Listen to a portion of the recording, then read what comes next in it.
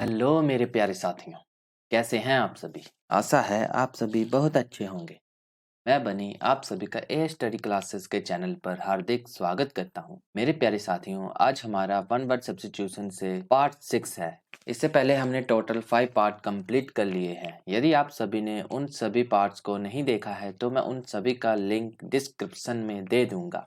मेरे प्यारे साथियों, हम अपनी आज की वीडियो शुरू करते हैं। हमारा आज का पहला वन वर्ड है अरेबल, यानी सुटेबल फॉर ग्रोइंग क्रॉप्स, अर्थात फसल उगाने के लिए उपयुक्त। अरेबल वन वर्ड का मीनिंग होता है कृषि योग्य या जोतने बोने योग्य।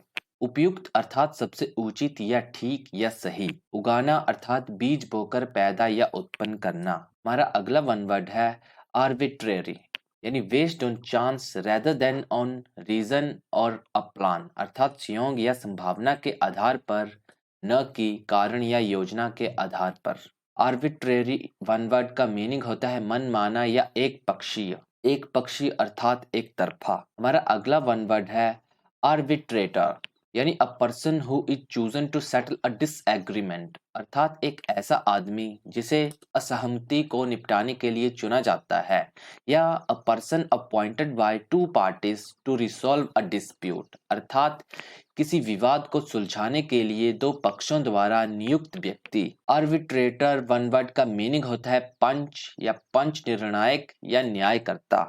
हमारा अगला वन वर्ड है आर्कियोलॉजिस्ट, यानी one who studies human antiquities, अर्थात जो मानव पुरावशेषों का अध्ययन करता है। आर्कियोलॉजिस्ट वन वर्ड का मीनिंग होता है पुरातत्व विज्ञानी या पुरातत्ववेत्ता या पुरातत्ववेद।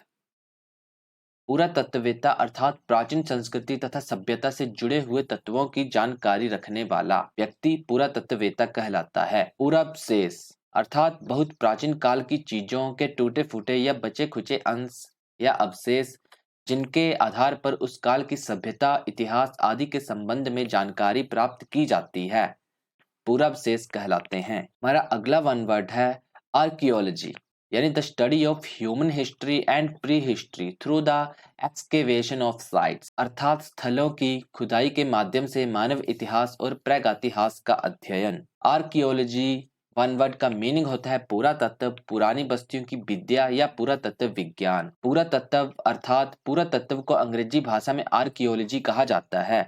यह दो यूनानी शब्दों आर्कियोस तथा लोगोस से मिलकर बना है, जिसमें आर्कियोस का अर्थ होता है पुरातन और लोगोस का अर्थ होता है ज्ञान। इस प्रकार पुरातन वस्तुओं का ज्ञान कराने वाले विज्ञान को पुरातत्व कहा जाता है।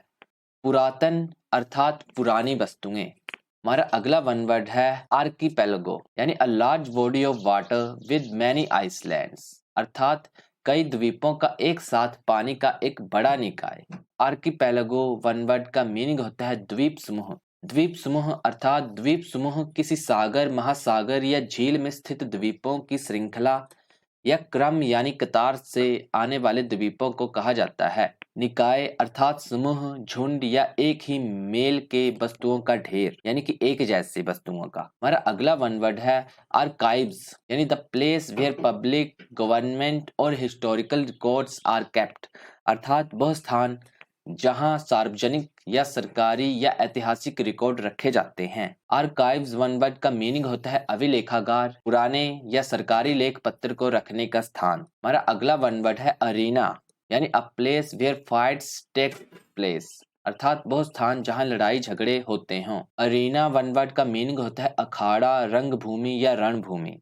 अखाड़ा अर्थात जहां पहलवान कुश्ती आदि करते या सीखते हैं। हमारा अगला वन वर्ड है अरिस्टोक्रेसी, यानी a government by the nobles, अर्थात रईसों द्वारा एक सरकार, या government by person of highest social order, अर्थात उच्चतम सामाजिक व्यवस्था के व्यक्ति द्वारा सरकार। नोबल्स होते हैं रईस। एरिस्टोक्रेसी वन वर्ड का मीनिंग होता है श्रेष्ठ जनों के द्वारा राज्य शासन, उच्च वर्ग या प्रधान जन। हमारा अगला वन वर्ड है आसनल, यानी a military structure where arms and ammunition and other military equipment are stored and training is given in the use of arms। अर्थात एक सैन्य संरचना जहां हथियार और गोला बारूद और अन्य सैन्य उपकरण रखे जाते हैं और हथियारों के उपयोग में प्रशिक्षण दिया जाता है। आर्सनल वन वर्ड का मीनिंग होता है शस्त्रागार या हथियार घर। हमारा अगला वन वर्ड है आर्सन, यानी intentionally starting a fire to damage something, अर्थात जानबूझकर किसी चीज को नुकसान पहुंचाने के लिए आग लगाना।